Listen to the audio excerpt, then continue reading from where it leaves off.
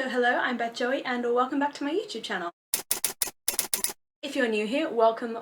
This is the channel where I paint my face, turn my camera on, and talk about some books. It is that time of the year again. We are at the end of April, so I am going to do my April reading update for you guys as I would usually. Before I get started, do let me know down below what you read in the month of April, whether you had a good reading month, bad reading month, loved all the books, hated all the books. Always love to chat to you guys down below. For me, I had a particularly good month this month, but I think that was because there was a lot of rereads. So there were a lot of ratings that were already fixed, which meant I came out with an average star rating of 4 stars. But I'm getting ahead of myself. We are going to jump firstly into the rest of the usual stats. As always, I have my trusty notebook handy, so let's go through. The total number of books that I read was 13 with 0 DNFs, so that is a total page count of 5,189 pages for the month of April, which is pretty good. In terms of the genre, it was 8 fantasy and 5 romances, and that was it. There was absolutely no genre diversity this month at all. It was just a sort of mood reading, read what I want to read what I know I love kind of month. My best reading day was the 9th of April, where I read 1,750 pages that day. But before you freak out about how I managed to read that many pages in a day, it was a graphic novel day. I read all 4 Heartstopper volumes and Lore Olympus in that one day, so that's how I got that many. And then my worst reading day was only 4 days later on the 13th of April, where I only read 28 pages, which was when my slump thoroughly hit me. My average page count per book stayed as it usually would at 399 pages, which meant that I read an average of about 167 pages per day. In terms of the authors, 11 of the books were written by authors I had read before, so it was a read kind of month, and only 2 were written by authors that I had not read previously. My total number of rereads was 9, and my average star rating, as I said before, was 4 stars. Jumping straight into the full list of books that I read, I'm just going to read them straight off this piece of paper for you, and then we will get to the best and worst books of the month. So I started the month with Finale by Stephanie Garber, which I gave 5 stars, then Once Upon a Broken Heart by Stephanie Garber, which I gave 4 stars,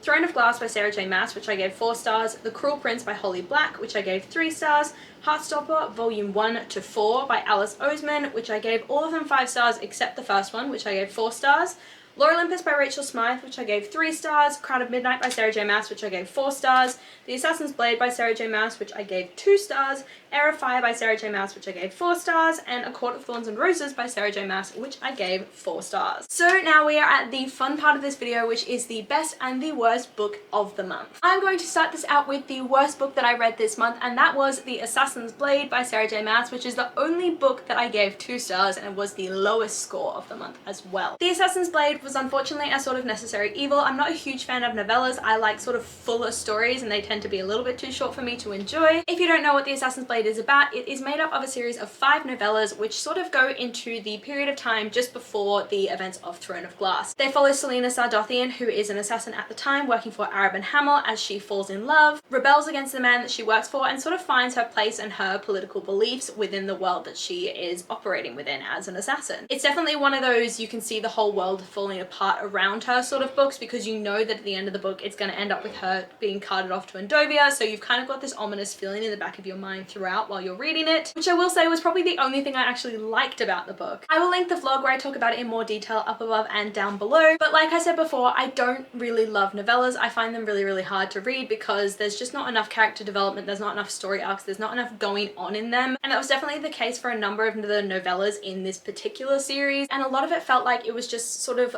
planting seeds for things that would happen later on, so it was just like the necessary background information rather than a sort of story in itself. I did love the enemies to lovers romance that happened between Sam and Selena throughout the book, but there were quite a few moments where the high stakes of the environment that Selena was in the different lands that she visited throughout the book, didn't actually match the actions of the characters. So for example, there was one situation where a character had her weapon handed back to her and she had massively high stakes. She was trying to save her family and her kingdom, but she was defeated in this one sword fight, so she just ran off, despite the fact that she had her weapon back in her hands and she almost won. The plot for a lot of these novellas were just a bit of a letdown, and so I didn't end up really loving them, and plus the main thing I wanted to get out of these novellas was to be able to connect with Selena more, because I didn't actually like her much as a character, and unfortunately I wasn't able to, because at the end of the day I saw her as a character that was disjointed from her age. So all in all, I just didn't love this book, didn't love this series of novellas, and I gave them 2 stars. Sorry about it. Moving on to the best book of the month, it was Finale by Stephanie Garber, which is the 3rd book in the Caraval trilogy. I'm not going to go into too much detail about what Finale is about for obvious reasons, but Caraval follows 2 sisters as they enter the world of Caraval, which is sort of owned or led or